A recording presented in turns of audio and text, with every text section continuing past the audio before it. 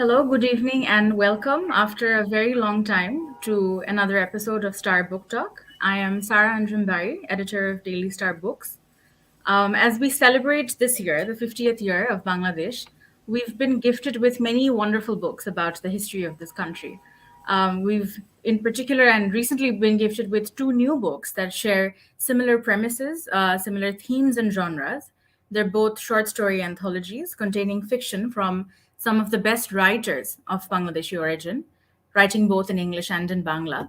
And they're both curated by writers and academics, very well known writers and academics of this country. The first book, When the Mango Tree Blossomed, is edited by Dr Niaz Zaman, who has already done so much valuable work on translating and anthologizing, not to mention teaching literature in Bangladesh. Having retired from the University of Dhaka, Dr. Niaz Zaman is currently advisor to the Department of English at IUB. And in 2016, she received the Bangla Academy Award for translation. The second book we'll be talking about today is even more recently published, titled Our Many Longings, Contemporary Short Fiction from Bangladesh. Its editor is Dr. Sohana Manzoor. She is a writer, editor, and translator. She is also one of our own. She is the literary editor of the Daily Star, and she's also assistant professor at the Department of English and Humanities at ULAB. So I would like to welcome both of my guests today. Niaz Madam, Suhana Appa, thank you so much for joining us and welcome to the show. Thank you so much, Sarah. Thank you, Sarah, and thank you, Daily Star Books, for having both of us. I hope it will be an interesting chat. I hope so. I really hope so. Yes, thank you, Sarah. Thank you so much for doing this. This is really a great thing for me. I like being with Niaz Zaman on this platform. Like, she's a respected teacher from Dhaka University. So it's really a good thing for me. I'm really honored. Thank you, Sohana. So as I mentioned, we have these two beautiful books. Let me just show our audience because, they're wonderful to look at in addition to being read. These are the two books we'll be talking about today. And this one actually was reviewed in last week's print issue of Daily Star Books by Professor Kaisar Haq, and the review of Sohana Appa's book is coming up in tomorrow's print issue of Daily Star Books. So I'm very excited to, have these two books in dialogue with each other, which is how I pitched this entire idea to both our guests today. So I would like to ask, I'd like to start the discussion on that, on that note, that there are some thematic similarities and some thematic differences between the two books. In your introduction, Niyazanti, you talk about wanting to offer a clear picture of Bangladesh through the 50 short stories in your book. And Sohana Appa, you talk about bridging some of the gaps between, writers writing in English and Bangla or writers based in Bangladesh or abroad. So if each of you could tell me what thought went into conceiving these books. Niaz, ma'am, maybe we can start with you. Okay. You perhaps know that this is not the only anthology that I edited for the 50th anniversary of our independence. There's another book which came out from India, Aleph Publications. But while I was doing that consists only of translations from Bangla. However, there are a number of people who write in English, and they write very well. And I was thinking of putting an anthology together, which would include translations from Bangla, as well as original writings in English. And I have been doing these anthologies for 20 years now. And some of them have been thematic. For example, two anthologies came out on 1971. Yeah. One was only by writers, one included only writers from Bangladesh. The other included writers from Pakistan, India, as well as America. So when I was doing this anthology, I thought that I had one idea in mind, and that was that I would celebrate the 50th, the Golden Jubilee of Bangladesh, the 50 years of Bangladesh, with 50 short stories from Bangladesh. So that was what I had in mind. And I in fact, when I invited my writers and translators, I said that this is not going to be a book only about stories on 1971, because I have already brought out 2 volumes, 2 different anthologies, one edited by me, one co-edited with a Pakistani.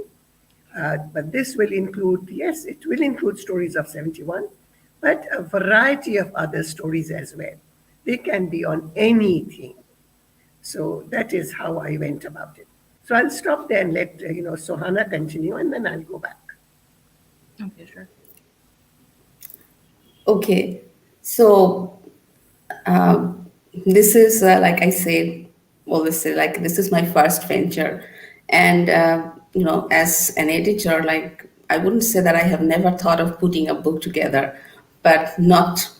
It certainly was not in plan right away, because during the pandemic, things can be pretty difficult. But I received this proposition from Manu Das, the publisher of Dhauli Books, which is in India. And he said, okay, this is like, initially it was kind of like his idea, and I had my reservations because there was not much time. I heard about it in April. And so it's like, if I have to get this book out within this year, it doesn't really give me much time. And we also thought of like news stories, and that is difficult. And as I look at the scenario, I realized that it would be impossible to collect the best, as he said. And also, how do you define best? How can we say that this is best and this is not? It's difficult to say that. So hence the title, I thought of the part of the title that it would be contemporary short fiction from Bangladesh.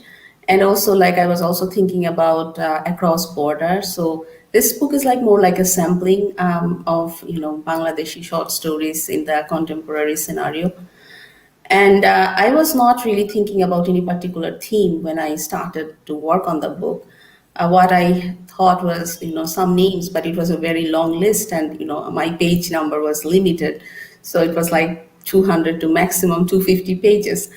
So I thought of having 24 stories, but something or the other didn't work out. But if you look at the book, you will see that 2/3 of the stories are either new or newly commissioned for translation for this volume only.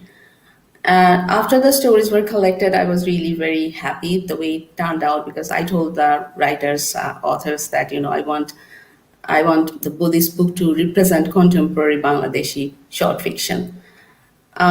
So that's it. I mean, I felt very deeply when I saw the result, when the stories finally came in. So yeah, I mean, I really enjoyed working on this. Thank you, Sohanapa. Thank you, Niaz ma'am. We'll come back to this idea of what is contemporary Bangladeshi literature, and the idea of what qualifies as best fiction. We talked about this with Niaz ma'am in our last interview when we were discussing her earlier anthology, The Demoness. For this book, Niaz auntie, I would like to start with the idea of a mango tree. This is something that we saw in one of your earlier anthologies, which was Under the Krishna Chura, and you have a certain fascination, or you kind of steer towards this idea of the site of the tree, and the stories branch out from that, and they weave back and forth in time. So, can you tell us about that? What about the tree interests you so much? No, thank you so much, Sarah. Actually, Under the Krishna Chura, that was celebrating, commemorating the 50th anniversary of 21 February. And the title Under the Krishna Chura was actually taken from a poem that had been written by Mahbub Alam Chaudhry. It was the first poem written on Ekushe. He was in Chittagong. He heard about the killings. He thought many more people had been killed, and he wrote this poem. And in a way, he created a myth that the Krishna Chura blooms in February. The Krishna Chura does not bloom in February. But there are poets who have merely talked about the Krishna Chura blooming in February. Anyway, the stories in Under the Krishna Chura Though that anthology was brought out to commemorate and celebrate our language struggle and the achievement of Bangla as a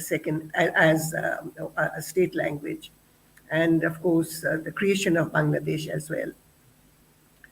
In that book also, I didn't want to have only poems about 21 February. That has been done. There are books which concentrate on poems of 21 February. I wanted to give an example, again, a sampling of the variety of creative material that is available in Bangladesh.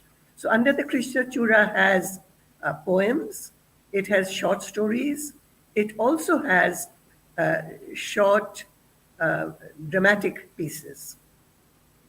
And as I said, some of the poems are on 21 February, but the vast majority of the pieces in that book are not related to 21 February. So it just so happened that it was a chance happening that I was thinking about this poem, the first poem that had been written, and in fact, it's very interesting that poem was lost.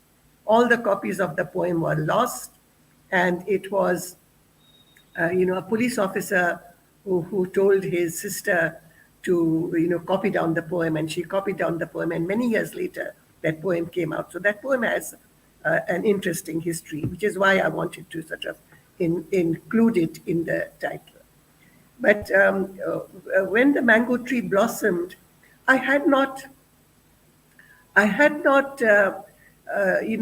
thought about the title really when I planned this book. However, what I did know and what I believe, and this is something which I think younger writers disagree.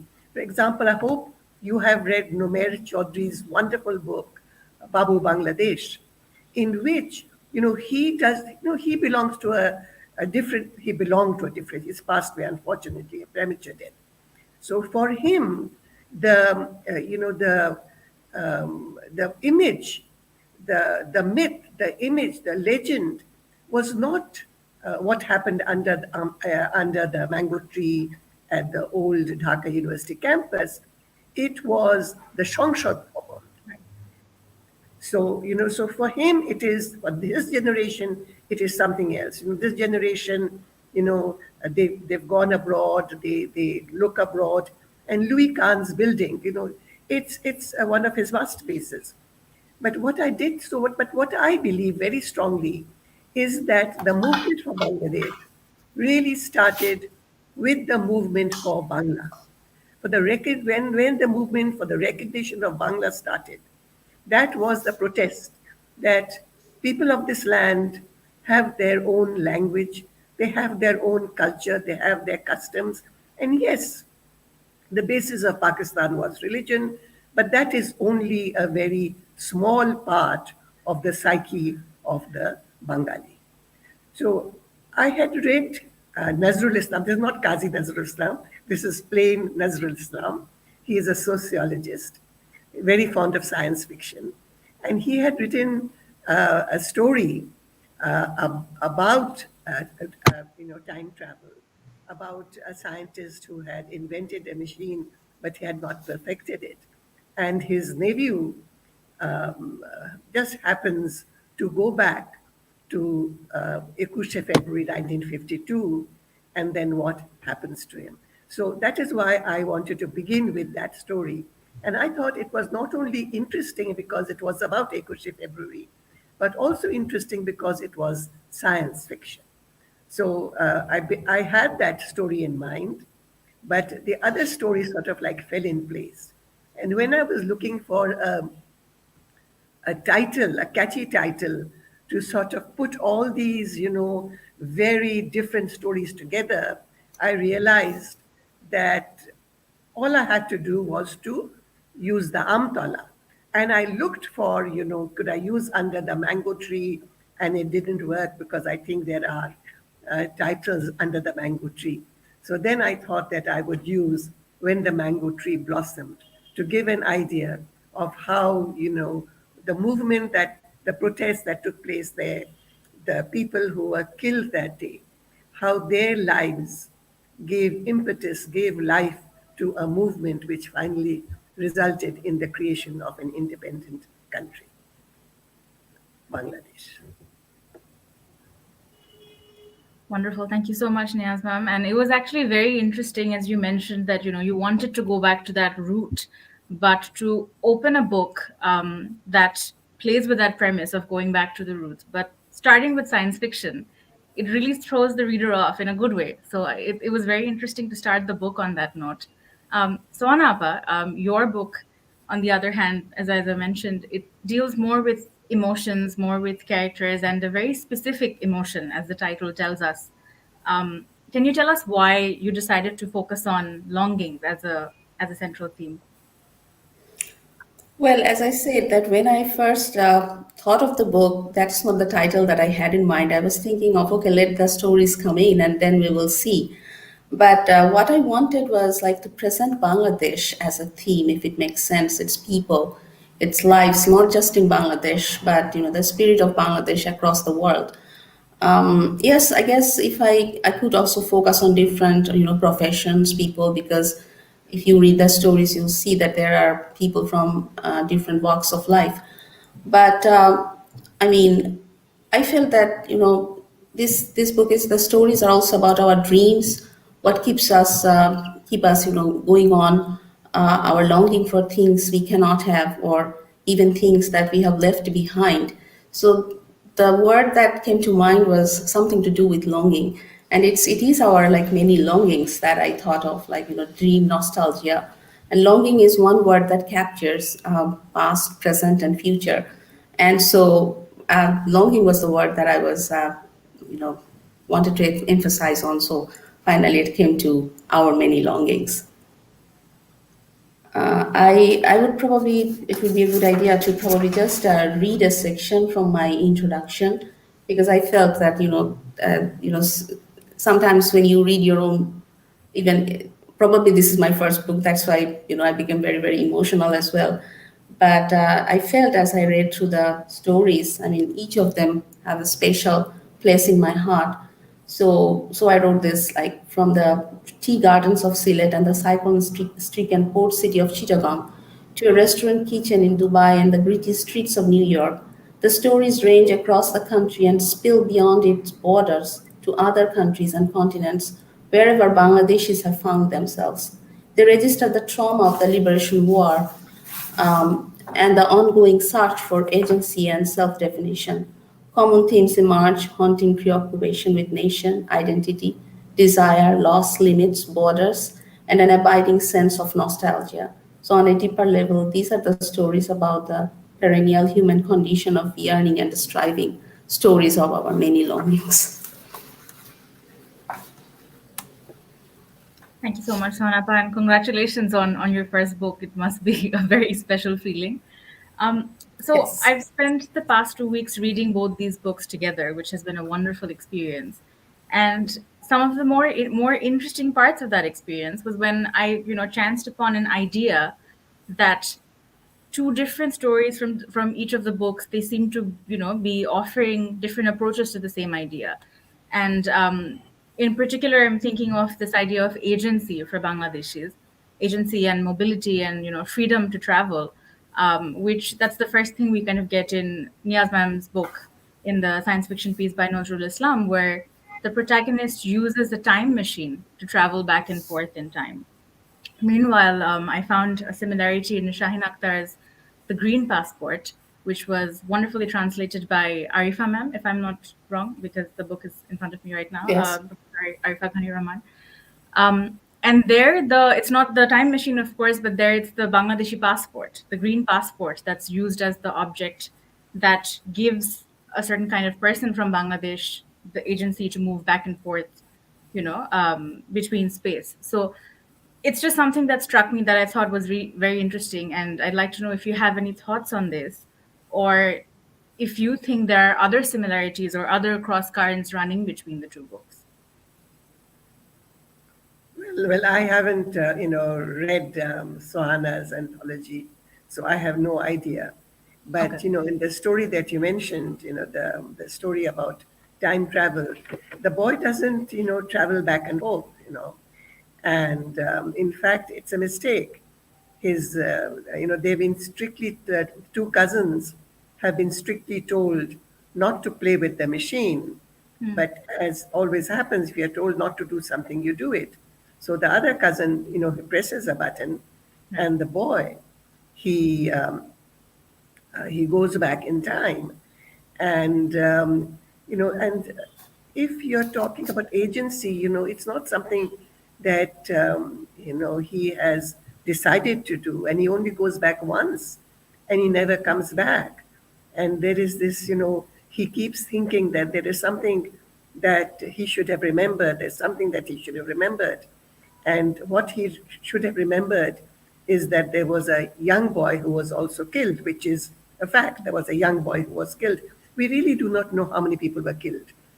We know, I think, we have agreed on the names of 6 people who were killed, but there must have been other people who were killed and whose bodies were taken away. So in this story, there's this one boy who was actually killed in 1952, and Nazrul Islam, he makes it that it is this boy from the future who goes back into the past and is killed. In fact, when you talk about agency, one of the things that I know, and people have told me this, that most of the stories from Bangladesh are very sad stories, they're very depressing stories. Don't you have any happy stories in Bangladesh? And when you're talking about agency, these are also tragic stories in a way. There is, for example, the story of losing Bindu, where this woman who is sort of physically abused by her husband realizes that she has to get away from him. But the only way in which she can get away is if she pretends to be dead. So, the story ends with her crossing the border and sending a message to her brother that she is alive. But to her family, she is dead. And the other story where there is agency is, this story, The Six Arms of Rupoi, which is by Shehnaz Munni. And in that, this she's the wife of the king. She's the daughter of the general. And then when the general is killed, when her husband is killed, she takes over. But she has, in addition to her own arms, she has the arms of her husband and arms of her father guiding her. And when she attempts, to take agency, to take control, she tells the surgeon that I don't want these other 4 arms, these other 2 pairs of arms. I want to, be my own person. What happens? People don't want her. They want her father, they want her husband. So, this story also, it ends tragically for the woman who tries to take agency, who tries to say that, okay, no, I am not my father, I'm not my father's daughter, I'm not just my husband's wife, I'm my own person. I am Rukmoi, but she is not allowed to do it. The other story, which no one has, there are stories, and people will say. In fact, someone did say that some of the stories, one a reviewer couldn't understand why they were taken. But there is one story about a woman who has been raped, and the reason I took that story is because, you know, uh, she has been raped, and it's not in the war. It is, after the war, but there was a lot of turmoil, and the man she loves, he rejects her because she has been raped. But this is one story where you have this strong woman, and she tells him that, I'm glad that you rejected me, because if you hadn't rejected me, then I would not have been able to stand on my own feet. So the stories where, women stand up for themselves are really, very few. I mean, because it just so happens, that this is what life is, you know. Sonapa, in your book, the idea of agency is just as complicated. Sorry, I think I cut you off there. Would you please like to share your thoughts? No, I was just thinking like the story Green Passport. I mean, it's not like, it's not about time traveling, but yes, there is this idea of travel as I was looking at it. I mean, perhaps traveling in one's memory, also thinking about the choices that one makes and how one's, identity is constructed through those choices.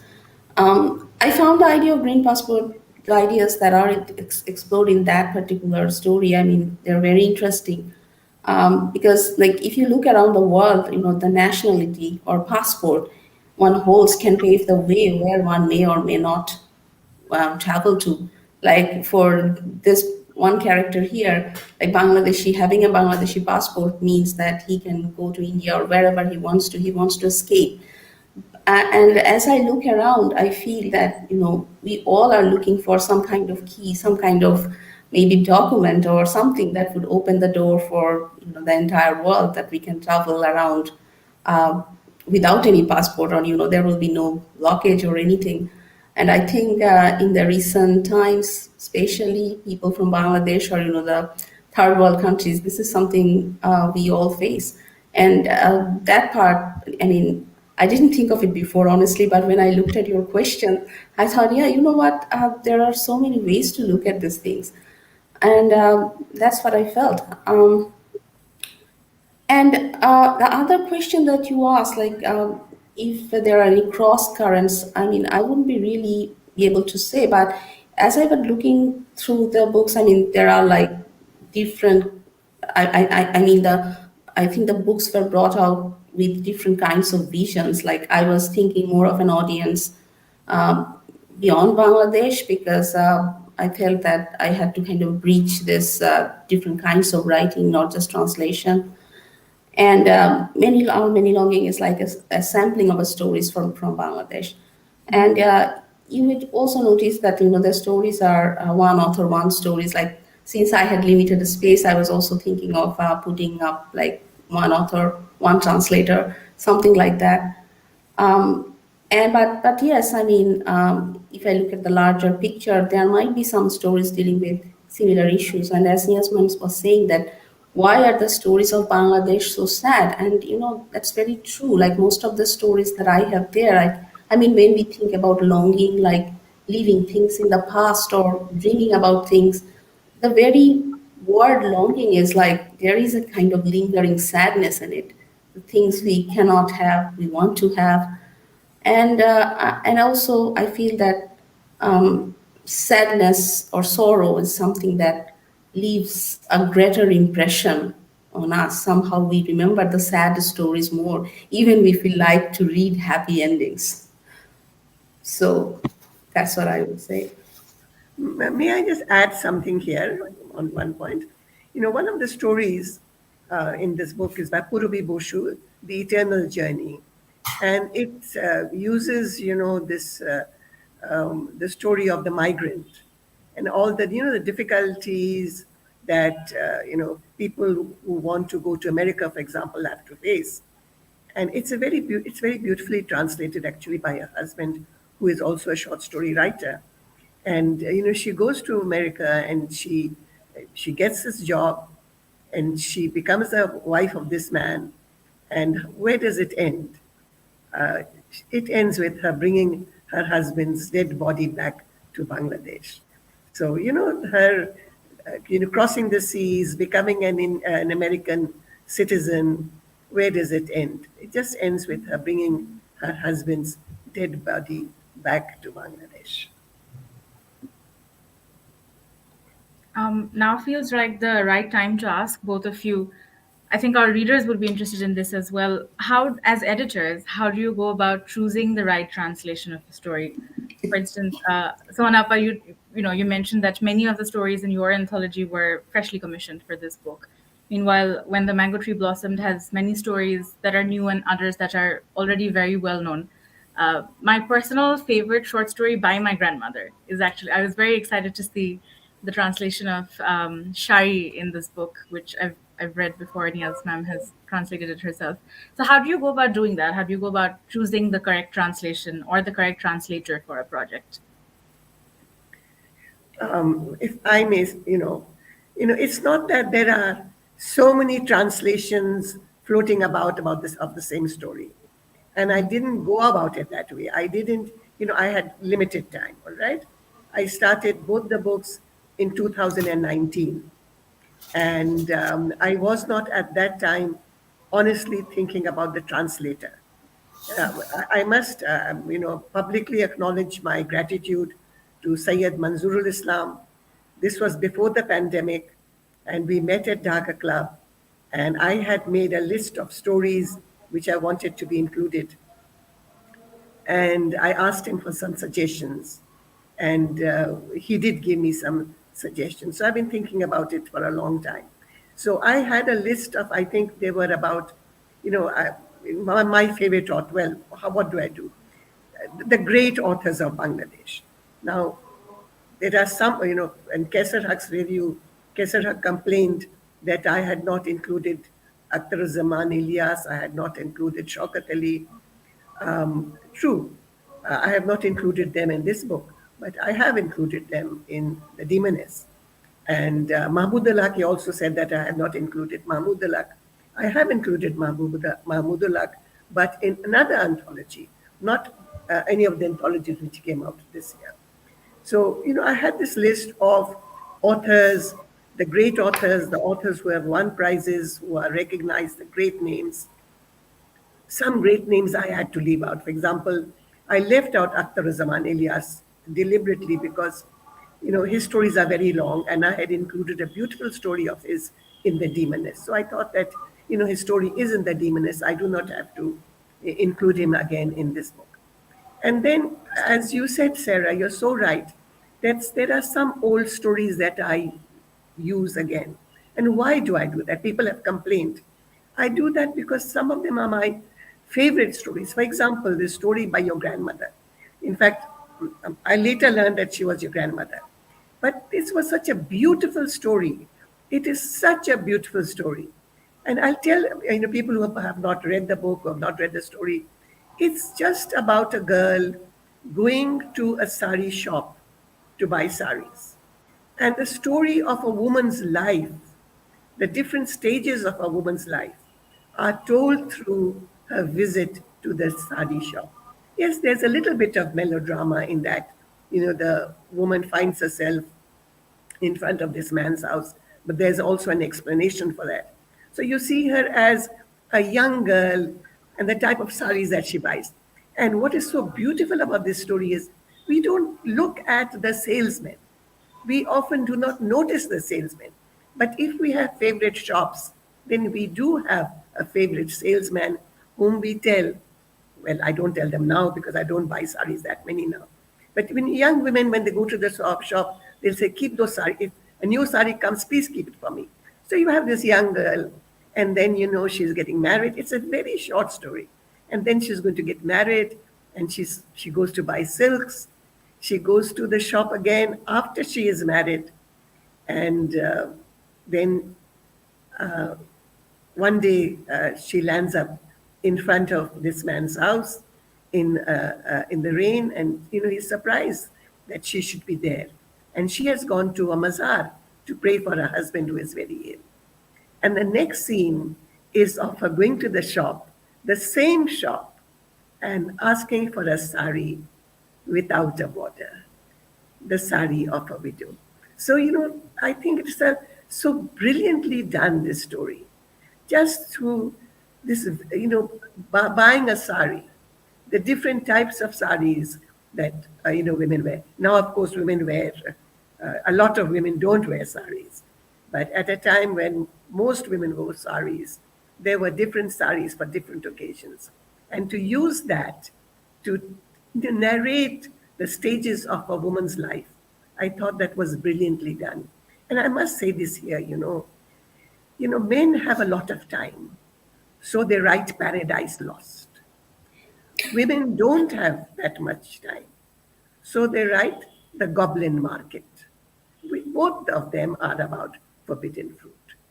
So, sometimes, women's stories also, of course, women nowadays can also write long stories. But sometimes, men's stories are really so long, whereas women's stories are much shorter. And maybe perhaps because I'm a feminist, they appeal so much more to me because they talk about the hardships that women face in life. And these hardships are reflected in the stories. I don't know what the question was. I think I've completely, gone off. But yes, there are some of my, as I said, for example, the first story is a story which came in Chaos, the departmental journal of the Journal of the English Department at IUB. How many people are going to get a copy of Chaos and read it? So I thought it was perfectly all right. I'm sure 99% of the people who pick up the book will not have read this story. So that is why there are some old stories, some of my old favorites that I use, but there are also a lot of new stories. And I am very happy with the new stories. Suhana Manzoor is one of my writers.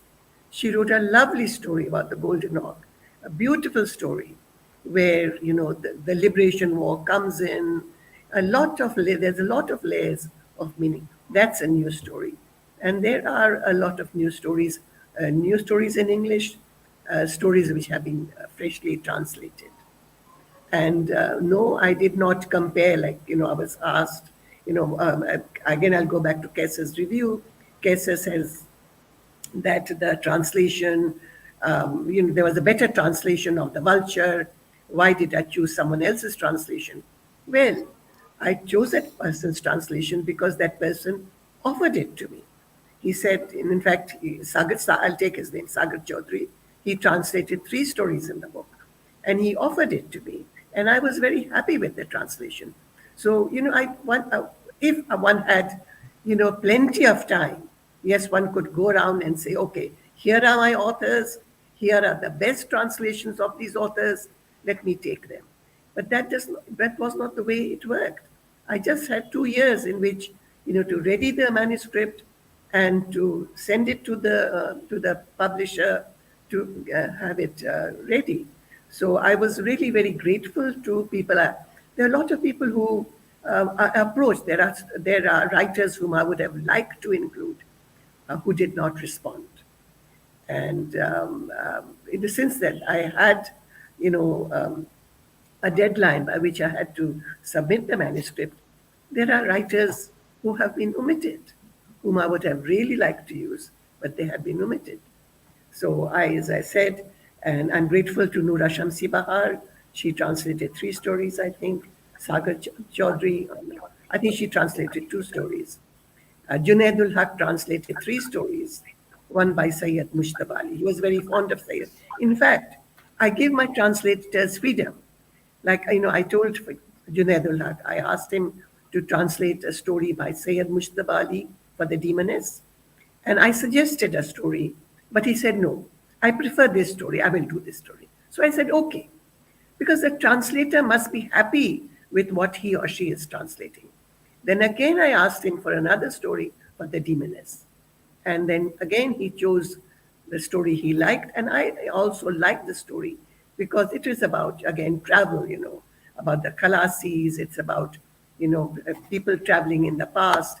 And you can travel, you can go to country, but it's not so easy. And it's easy to leave the country, but it's not so easy to go back to the country. So I thought that story is also a very interesting story. But it was, the translator who chose the story and gave it to me. And I was very happy with his choice. Thank you so much. So I would like ma'am, thank you so much for mentioning my story. I would just, I think my choices or whatever I had to do, it was rather easier because, like I said, my stories were only 19 in number, and there were 7 translations, of which one was done by me. And since I had a serious time issue, like I had 6 months time. So what I did, I basically approached the translators that I know who I thought would do very well. So like the translators who were in this book are Dr. Fakrul Alam, Dr. Shamshed Murtuza, Arifa Rahman, Rifat Munim, Noora Shamsi Bahar, Nisha Tatia Shoili, and myself. So it's like I have worked with all these people, and it was easier for me to approach them. They have written all of them at different times at the Daily Star. So my task was easy, and like I said, I also didn't have much time to edit, proofread, because again, time limit was time was very short. So I think I mean I made it easy for myself, and I just had a message from Afsan Chaudhary, because he just wanted me to say that, because I had one of his stories translated, Thor, and I just mentioned that it was also translated as one of Niaz Zaman's books earlier on. Since he said that he's very happy that this one was chosen again, but with a different translator. So yes, I mean, I think my job was far easier than ma'am. So that's what I would say. Sohanapa, as But we if you ask me, just if you ask me that, how do I decide on, best translations, I think I consider myself fortunate that I have not had to make that decision yet, because it is very, very difficult, and I don't know how to do that. Maybe when I become a seasoned editor, I will learn to do so, but it's not, it's not time for me yet. Sohanapa, in addition to teaching English at ULAB, you're also curating the literature page of the Daily Star.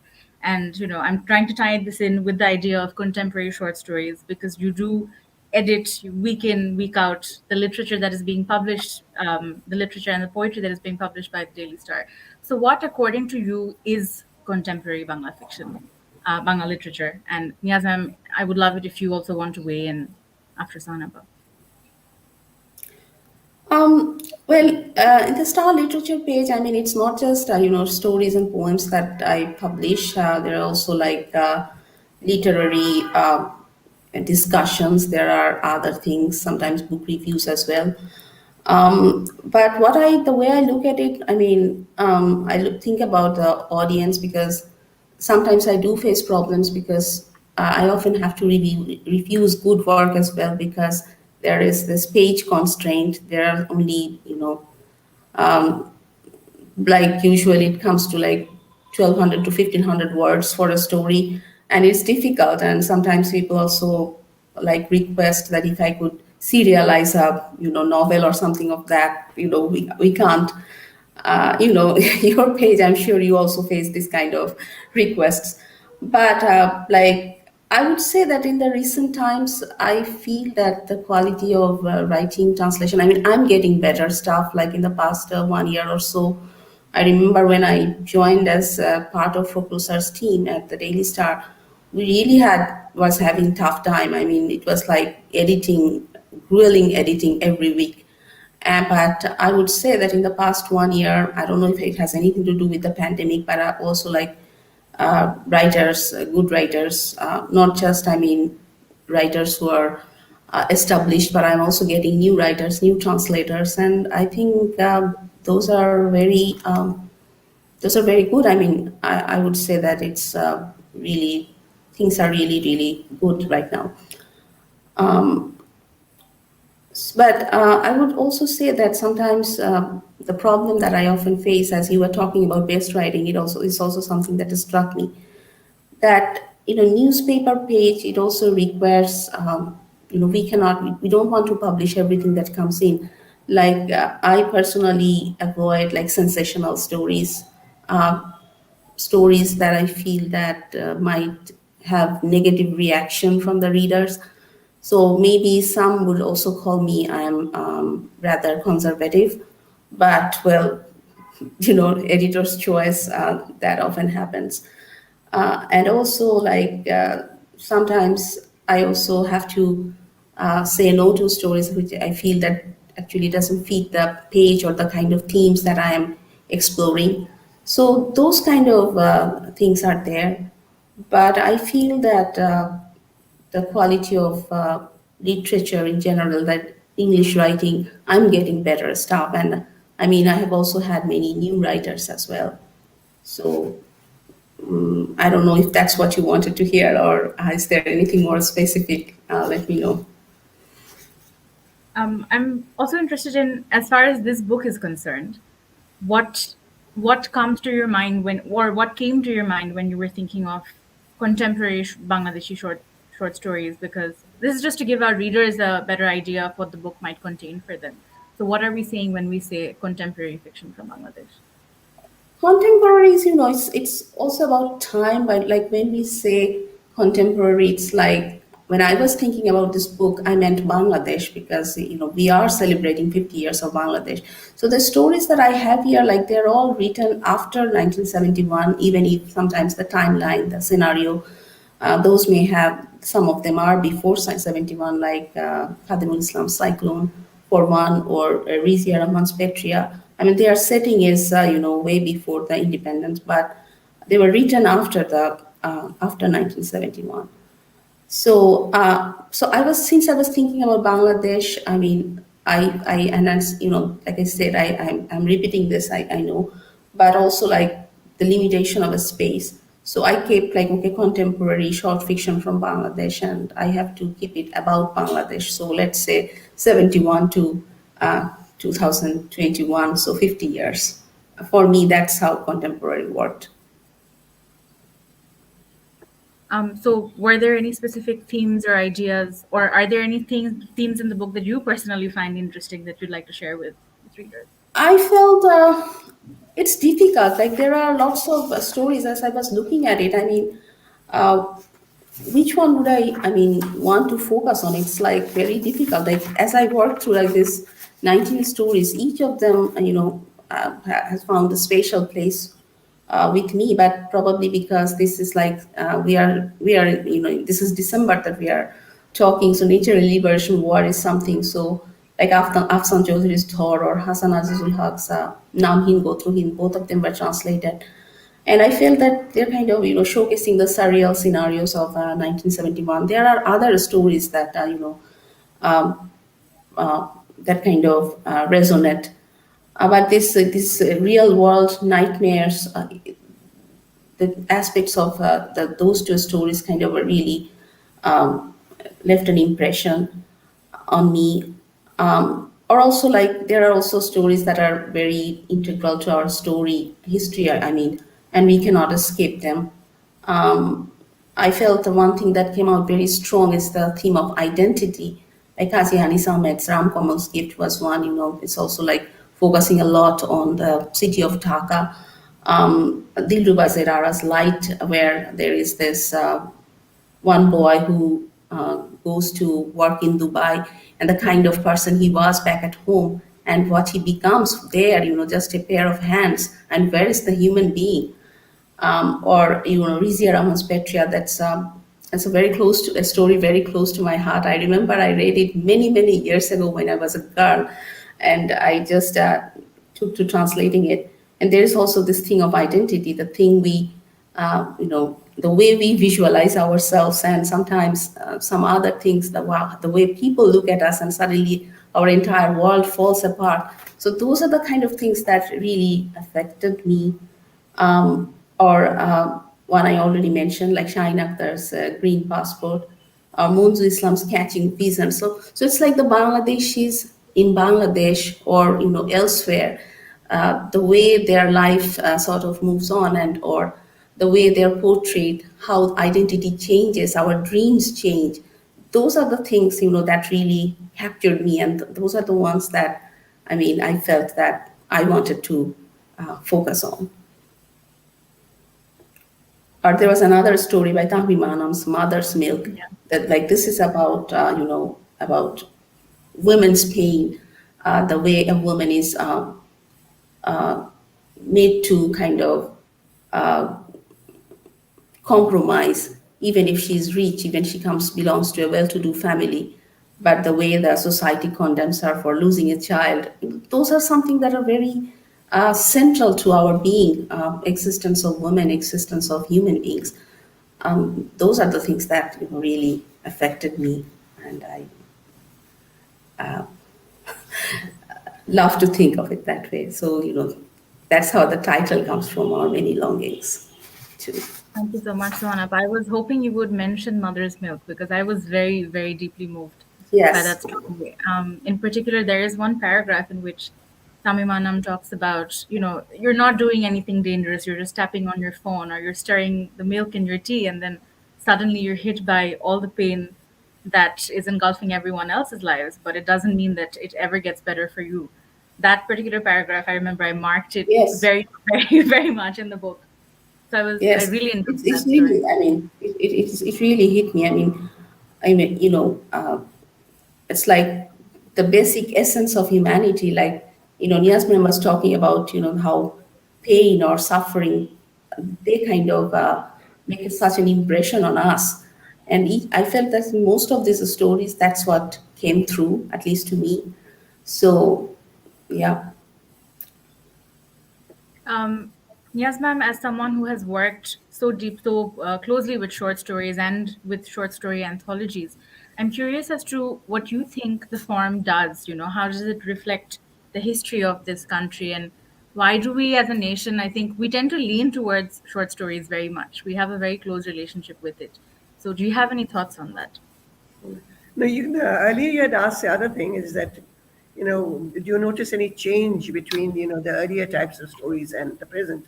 And I would say yes, because, if you don't mind, I'd like to answer that question. Of course. Yeah.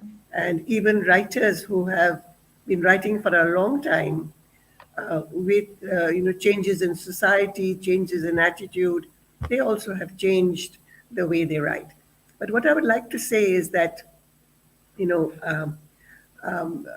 UPL brought out like two companion volumes, 10 years apart. One was called Selected Short Stories from Bangladesh, and the other was Contemporary Short Stories from Bangladesh.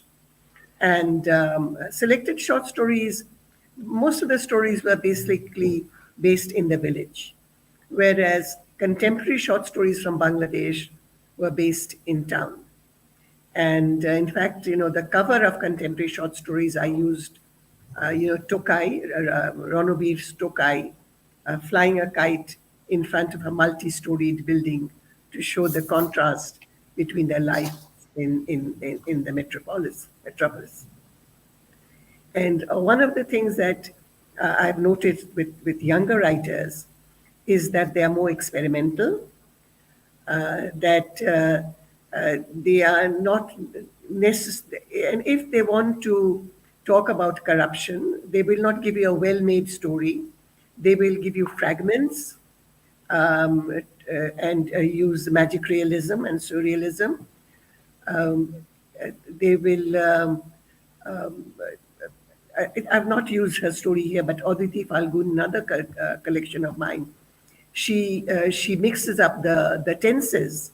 She deliberately mixes up the tenses because she says that she was talking about people getting killed in crossfire, and she wanted to show that it was not an incident which happened once and did not happen again, but it happened in the past, it happens in the present, it will happen in the future. So she played around with tenses. Then, Razia Sultana Khan, of course, she writes in English.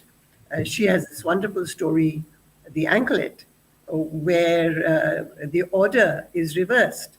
She begins with the end of the story and then goes back to the beginning. We have, and I'll mention this man, Muni Haider, The Procession of Tongues. We talk about corruption, and he could have given a straightforward story of different types of corruption that take place in different places. Instead, he gives us these fragments of different people who are corrupt. And so there's a doctor, there's a policeman, there's a saintly person, and there is a businessman. And they all wake up one morning and they find that they have no tongue. Now, of course, it's a sad story, but he makes a point. Whereas in the past, when people would write about corruption, they would give us a well-made story. Shehnaz Munni, for example, the story I mentioned, The Six Arms of Rukmoi, she is talking, she has got a point about women politicians, and we can read that as we will, but she uses this magic realism there. Nasreen Jahan, She has a lot of realistic stories, but she also uses magic realism and surrealism. And these other themes, for example, even older writers, they are talking about new topics which have become common. For example, Mahbub Talukdar was a civil servant. He is also in the election commission. He has a story about a hijrah. It's a beautiful story about a hijrah. And it ends on a positive note. And the ending is very sad that the mother who had abandoned this child, he becomes quite famous. And at the end, this elderly woman comes to see him. And there is no comment, there is no, authorial intervention. But the reader knows that this woman who has come to see this man, because now he's becoming a famous doctor, must have been the mother who abandoned him. Now, Mahbub Talukdar would not have written this story 30 years ago. Then Chana Rahman is one of my very favorite writers. I include her stories in many of my anthologies. She has written different types of stories. And here in this book, she talks about two women guards at the National Museum. And the story sort of, they like to play, a famous star couple from a movie. So you have this lesbian relationship. It's sort of like not gone into, but it is there. And in fact, when she gave me this story, I thought that, oh my goodness, this is not a story that I can include, but I did. So, we have a lot of young, Zakir Talukdar, I've not included his story here. I included his story in The Demoness, where he has a story about a banyan tree. And, in a village, people are not allowed to have banyan trees, and why not? And then the mystery is unraveled. And it's a very, very powerful story, but it is, again, a story which uses magic realism. Now, our writers in Bangla, I would say, they read a lot. And they read not just stories from England, but they read Latin American stories. They are familiar with magic realism. They are familiar with what is happening around the world, and they are writing some very powerful stories today. And I think there's a third anthology which was brought out by Shazia Umar, but I think Shazia only included stories written originally in English. Whereas Suhana and I, both of us, I think we made the choice that we would include stories translated from Bangla as well as stories written originally in English, because people are writing in English, and some young people are writing very well. I've got one of Numair's short stories, Chokra. It's a very short story. And I was aware of Numair even before I met him, because he was one of the first person I knew who was studying creative writing. It's a very powerful story about beggars, but it's a very short story, just, maybe about 5 pages. It's a powerful story, and I'm sorry that Numair passed away, because I think from what I saw of what I read of Babu Bangladesh, he was a genius, and he would have done wonderful things, really. I was actually very happy that HarperCollins brought out another short story collection of Nymphea Publications stories, the Taxiwala and some of the other stories. So that's Yes. also another very interesting book. We're just about reaching the end of the time that we had before we can move on to audience questions. So I just had one last question for both of you. This is a dilemma that many readers face in Bangladesh, especially younger readers or students. They struggle between affording books which can be expensive, especially if they're beautifully published, if the production quality is very well, as it is with both of these books, or if they're imported from abroad. So there's that. Many people can't afford these books. But on the other hand, we have what we politely call local print, but they're essentially pirated books. And there is, of course, an ethical, dilemma in that. And so this is an argument I see between a lot of the young writers and readers that even I personally know. So I would like your ideas on, your thoughts on that. How does one deal with these? How does one navigate this issue? of Sohanapa, would you, or to, Niaz ma'am, whoever or wants to Suhana, answer? go ahead, Suhana. Yeah, I mean, I honestly don't know. I mean, it's difficult. I mean, it's a problem. I mean, I don't know if maybe cheaper or more readable versions, newsprint versions or something like that, if they're available, if that, they might be of help. Or also, I think we need more libraries, like public libraries and stuff, where maybe people would have more access. I mean, I honestly don't know what's the scenario right now, but I remember when I was very young, I mean, there was a library in the locality, and I probably read half of the classic English books from there. But I think that is also has become a problem these days. So, I mean, how to make books more accessible to general readers? I mean, I I really can't offer anything. I mean, I don't know. I've thought over it, but yeah, it's difficult. Yeah, because there is that complaint that, a lot of us in Bangladesh, we complain about how books published in Bangladesh might not be as beautiful. But then you look at something like The Mango Tree, when, I texted Niaz ma'am when that book came in. It was gorgeous when I held it in my hands. But when you have books like that, you have to be able to, pay for all the hard work that goes into that, the editorial process, the Yes, cover art, and the formatting. So it's true. it is a big dilemma. Niaz ma'am, do you have any thoughts? Well, this book actually is, I'm sure he's selling it at a loss, Kurunangshu Barua, Yeah. my publisher, because the Demoness cost 1,500 taka, Yeah. and when the mango tree blossomed also costs 1,500 taka. So he must be underpricing the book. It cannot be, 1,500. It should have been much more. But if it had been more, people would not have bought it. Now, this is a dilemma. In fact, I have a small publishing concern, and Sayyid Waliullah's Tree Without Roots, I was requested by the literary agent of Sayyid Waliullah to bring it out. In fact, that's how I started Writers Inc. with a publication of Tree Without Roots. And I sell it for 400 taka. But, it is a textbook now under the National University. So it is being merrily photocopied in a very nice looking edition with the cover. The cover is slightly different. I mean, the color is slightly different. But am I going to fight with these people who are, pirating the book? I can't. And on another note, I also belong to UPL Books. UPL was my publisher. University Press Limited was my publisher for many, many, many, many years.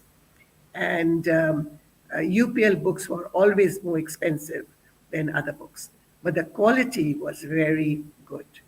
So, but now you have, see, I remember books before 1971, especially Bangla books before 1971.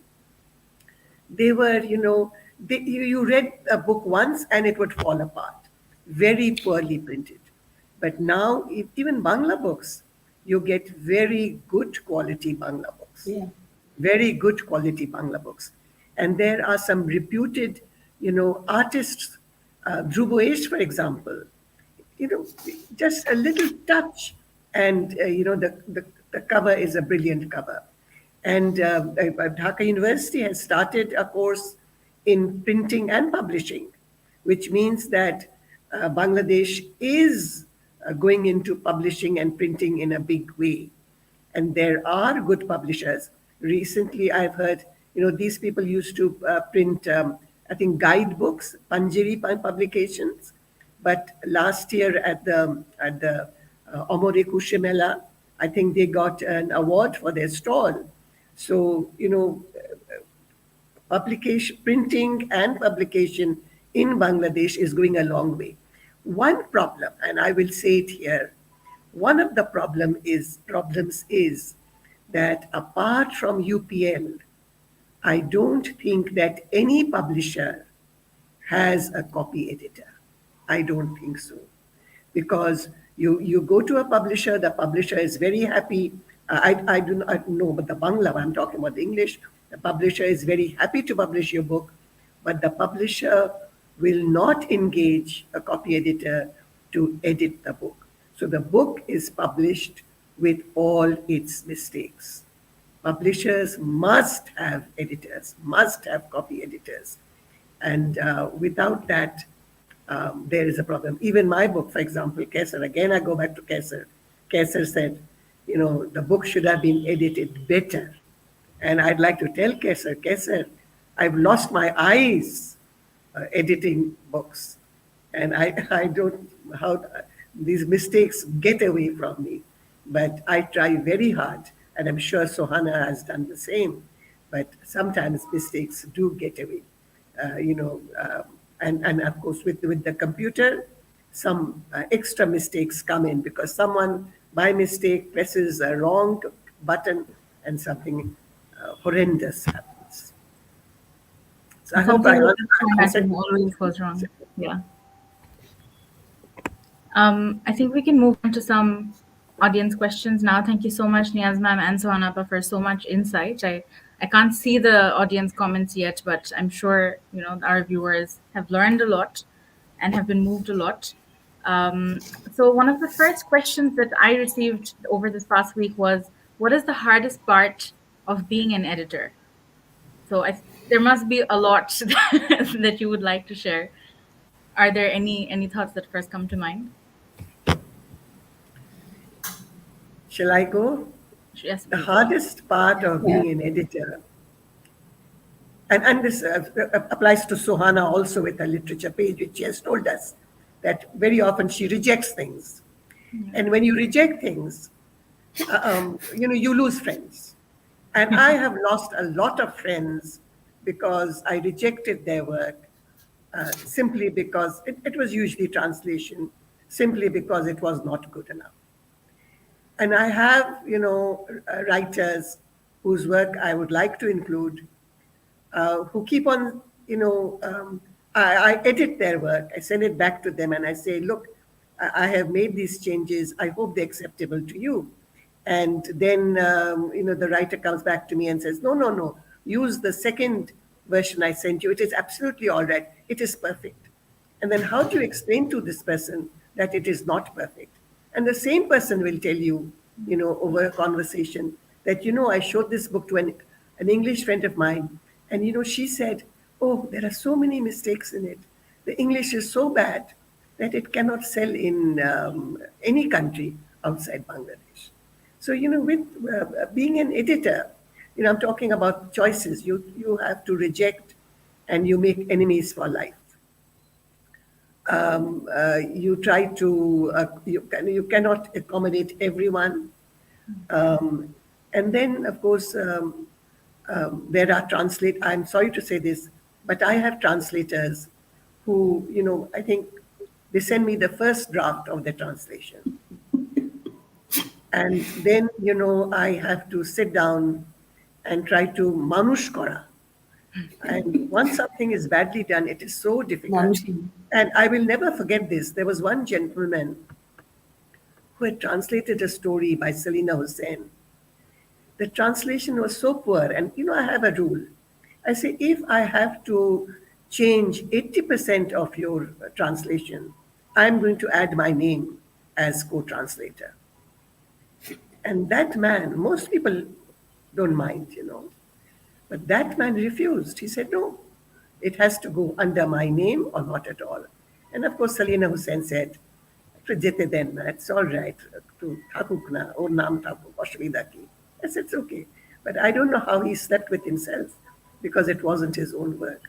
So, my request to writers and to translators is when you send something, please try to make it the best possible story or poem that you can. Because don't expect that it will go and the editor will sit down and work on it. It is sometimes are desperate, like sometimes I'm desperate, but they don't have that much time really. Yes, I mean, it's, I think the toughest thing that, when I first started working at Daily Star, I felt that not hurting others by refusing their work. I mean, I have had plenty of horrendous emails too, like, calling me names and stuff. And at the initial stage, I often cried. But then I realized, it's also part of the job.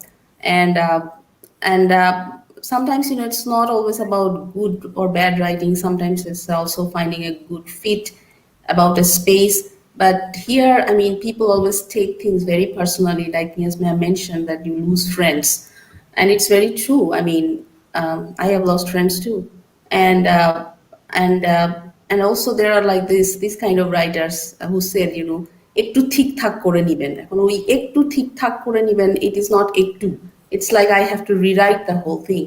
And it has also happened, like maybe I have rewritten 70 to 80% of the thing, and the person writes to me saying something like this, that when he wins some famous award, he will name me as his editor, and I just don't know what to say to that.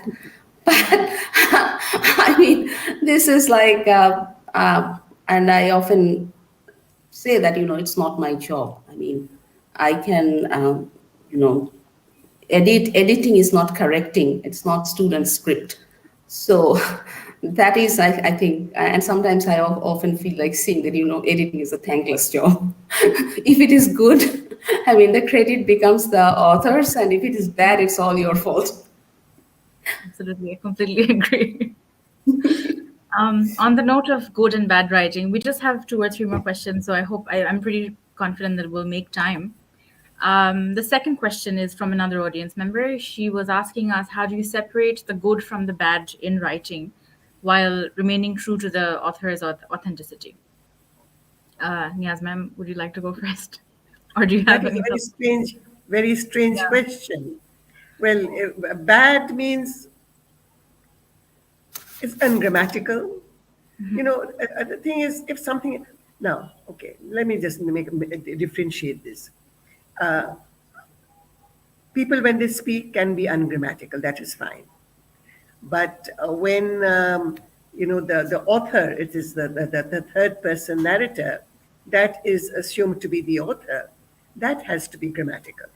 So I would, if I were looking at a story, one of the first things that I would do would be to look at whether it is, if it's in English, whether it is good English.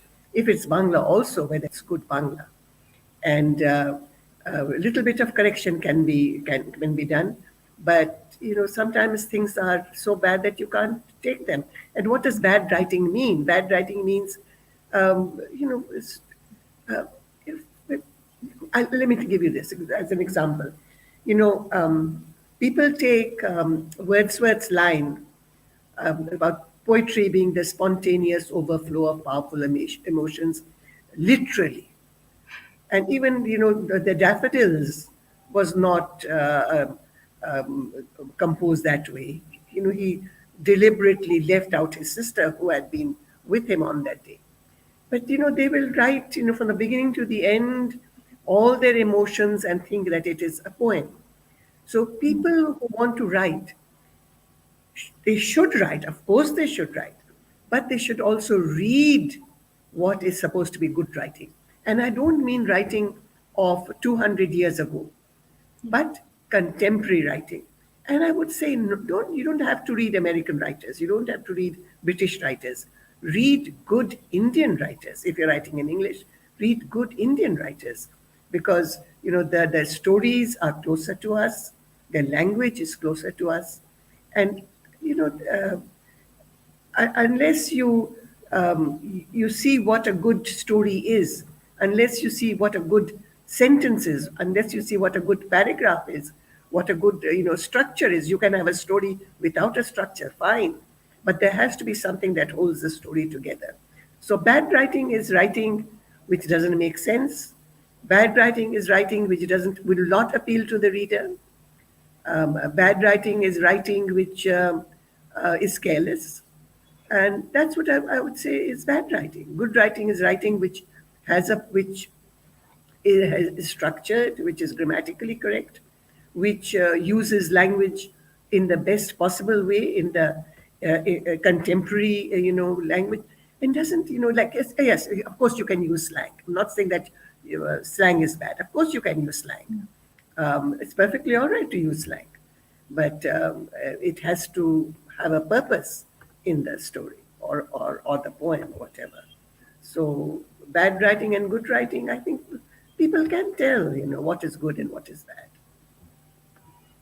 I think we've lost Sohanapa due to some Yes. connectivity issues. So we can skip right to the very last question that we had. We've talked about this at length in our earlier interview as well. So this person is wondering why Bangladeshi writing in English is yet to be widely known on an international platform. Sarah, you had sent me, there was another question which you had sent me, which I found very interesting, is how does one choose a genre? Right. Okay. Yeah. So I wanted to answer that as well. Okay. There are writers who are good in different genres. For example, Alauddin Al-Azad. He wrote wonderful poems. He wrote excellent novels. He also wrote excellent short stories. But most people, Margaret Atwood, she's written novels, she's written short stories. So there are people who, are multi-talented and can, write in different genres. But one doesn't choose a genre, I would say. A genre chooses you. For example, I have written novels and I write short stories. But for me, short stories have chosen me. It's easier for me to sit and write a short story. I can sit and draft it one day. I write in longhand. I can put down my ideas one day, and then maybe over the next 2 or 3 days I can type it up, and then I go back and revise it.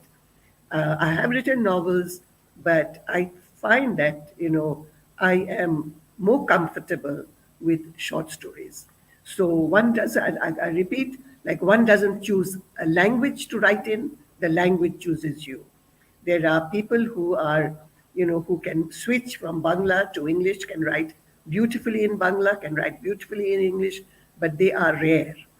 Most people have one language of creativity, most people. So in the same way, let the genre choose you. And once you have allowed the genre to choose you, I would suggest that you read as much as you can in that genre. If you've chosen the short story, read short stories from all over the world. If you've chosen the novel, read the novel from different parts of the world in translation. And and then write, and then you get better at it. And then, of course, to come back to the question that you asked, why isn't Bangladeshi writing better known? It's a very difficult question to answer, but I will try to answer it. For example, now there's Sohana. Maybe you can ask Sohana to say something. Sohanapa, can you hear us? Niaz ma'am, I think we can continue with your answer, and then we can move on to Sohana. Okay. Now, many years ago, I tried very hard to push my books across the border. I failed. The man who was supposed to the person who was supposed to distribute UPL books, he would come here very often, and he would sell the books published in India. But I think he hardly distributed any of UPL books in Kolkata. One day, I went to Kolkata, and I had time on my hands, and I located the person, and I gave him copies of my book. I said, "Look, why don't you distribute these books?" He just was not interested. And what he told me was people are not interested in reading Bangladeshi books.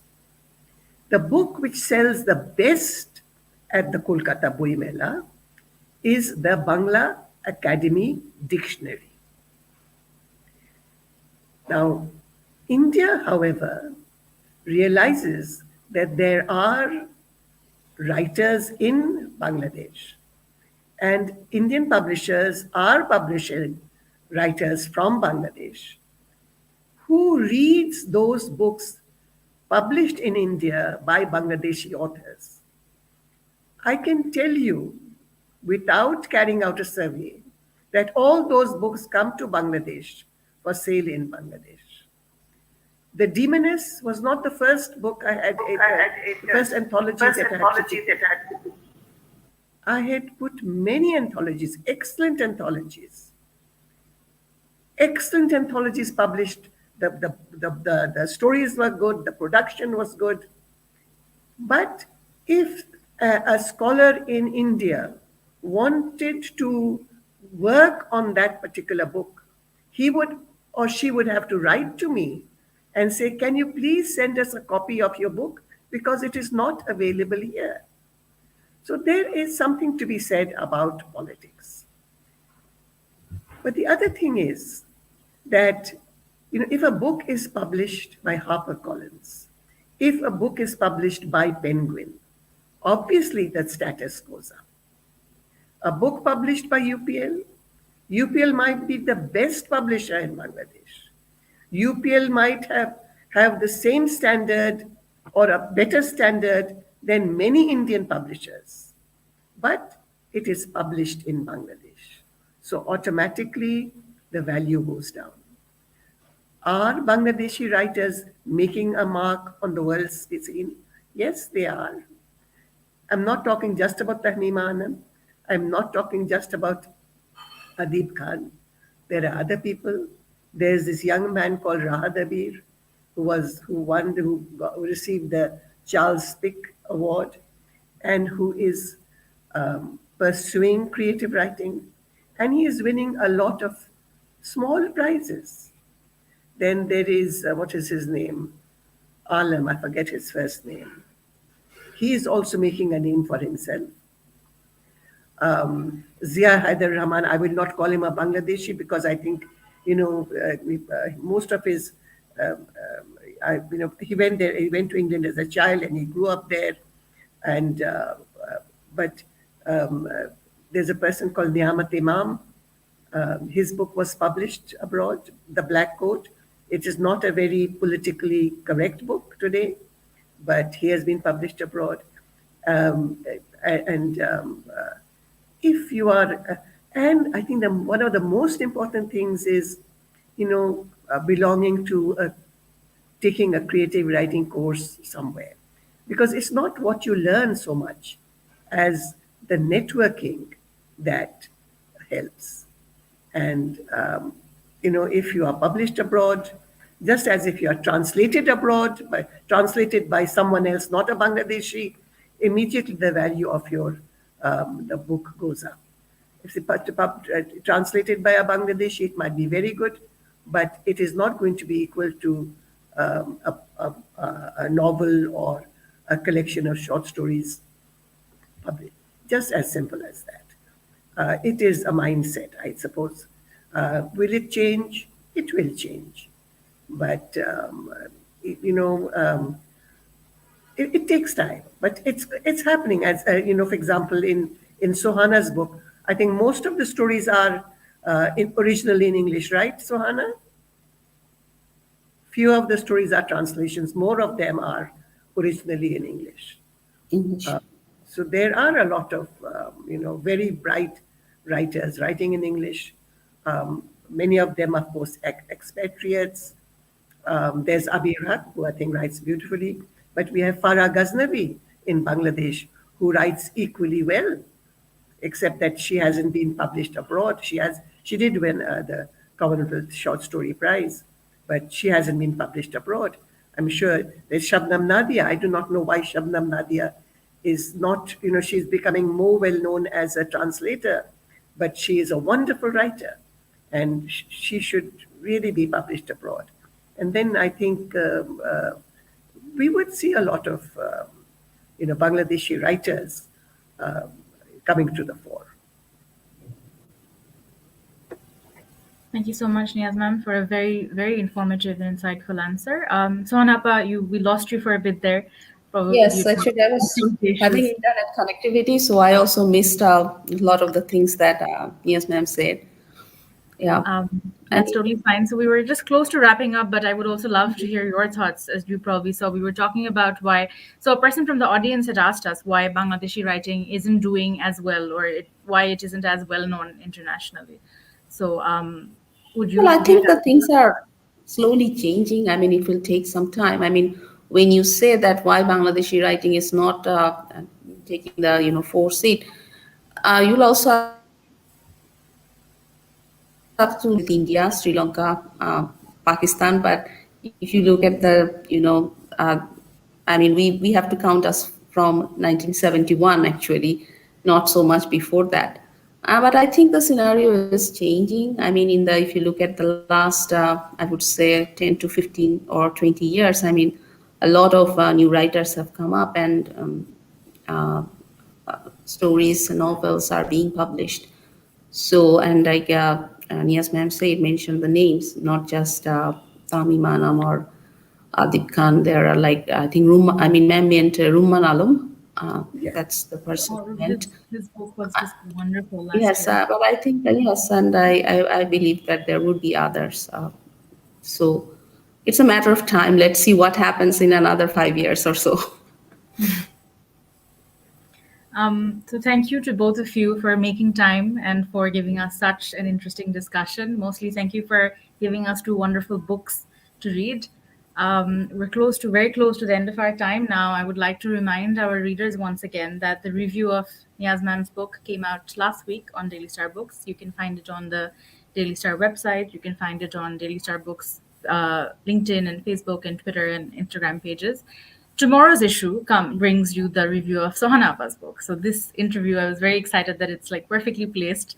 So please do come back to the page tomorrow. Please do read our review of her book. Go out and buy the book. I know When the Mango Tree Blossomed is available at Batighar and in other bookstores. Niyaz ma'am, would you like to tell us about them? And Sohana Appa too. Yeah. Bookworm, Batighar. Right. Yeah, those are the two places. And Yes, mine I, is at Batighar. Yes, it's here just at Batighar. But I would just also like to add like another review of When the Mango Tree Blossomed also came out, like I think Yes, on the uh, yeah. first week of December in the Daily Star literature page. So yes, yes, I forgot about that. Thank you, Sohana. because Yeah. this just came out. So yeah, these things pass very quickly. Yeah. So And please do and go uh, ahead. and I would really thank you, Sohana, for publishing that, because one of the remarkable things about Shahid Al Alam is that I don't know how he does it, but he mentioned so many of the stories, and gave one line from each of the story. So I'm really grateful to you, Sohana, for having published that review, because reading that review, people would get to know the names of many of the stories. Well, Thank it is you. difficult because it's like 50 stories and it's very difficult to review book of this volume. So yeah, I mean probably two reviews would be good. Like looking at two sections of the books would have been probably more fruitful. Absolutely, and it's more opinions for the readers to interact with. So yeah, to our readers, there are two reviews out there of Niaz Ma'am's books, and Sohana Appa's book review comes out tomorrow. Please do also follow us on Facebook, on Instagram. Daily Star Books comes out every Thursday. Star Literature comes out every Saturday. So you have all the literary content, and we're hoping to engage with as many readers as possible. So just stay in touch with us. And once again, I'd like to thank both of our guests for being with us today, and have a very good evening, everyone. Thank you so much, Sarah. Thank you so much for It's all that. yours, Sarah. Yes, thank you so much for Thank bringing you. us here. This is wonderful. Thank you, Niaz.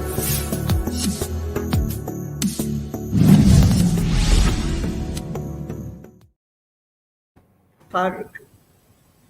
I'm not